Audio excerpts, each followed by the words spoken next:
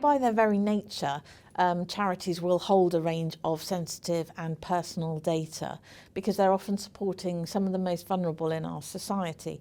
For example, you might have information about children or young people who are in care, which might include information about their health or where they are living.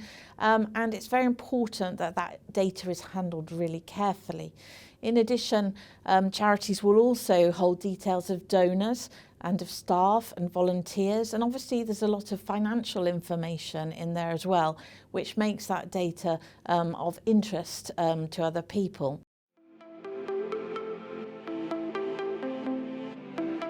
Like many organisations, charities now have a lot of people who are working from home, maybe working on their own devices, their own mobiles or tablets and so on. And this makes the landscape a little bit more complicated. So it's really worth thinking about how to get those basic cybersecurity protections right.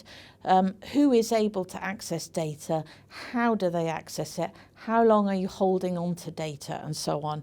Making sure that when you have sensitive data, which relates to vulnerable people perhaps or financial information, that you're thinking really hard about using a strong and separate password to access that data, or maybe some form of two-step verification where you have to confirm your identity on a second device.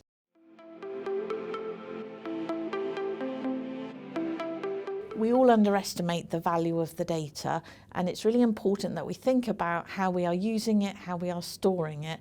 And actually the worst that can happen is to face a cyber attack, to see that individuals are impacted by that attack. Maybe they lose the provision of services, or perhaps their data is exposed and they are targeted by a criminal.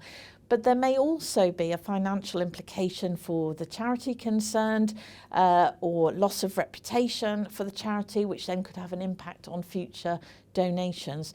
So I think it's really worth thinking ahead and putting your protections in place early.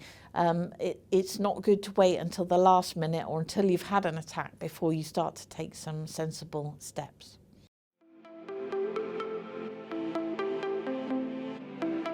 The good news is that there's lots that organisations and individuals can do to make sure that they have the right systems, policies and culture in place to protect data properly. One of the things that I would point people at would be the National Cyber Security Centre's Board Toolkit, which is a resource that is freely available on our website, and which provides modules of how any organisation can look at its cyber risk governance and think about the questions it might need to answer for itself about the data that it holds and the way it protects data.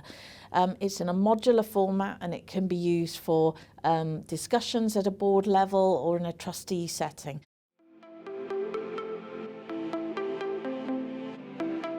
If people feel confident that they understand what their responsibilities are when it comes to handling sensitive personal data, and they feel able to report if something's gone a bit wrong, and that they will be recognised for reporting early rather than feeling that they will be in trouble for reporting, it's a really healthy environment, because actually then an organisation can take measures to respond if they've had that kind of a breach or a potential incident, or just even a suspicious email. So I think establishing that security culture is really important for any organisation. So having those conversations, whether it be at board level or in IT teams or across the whole organisation, is really important if you're going to get your cybersecurity right around your data.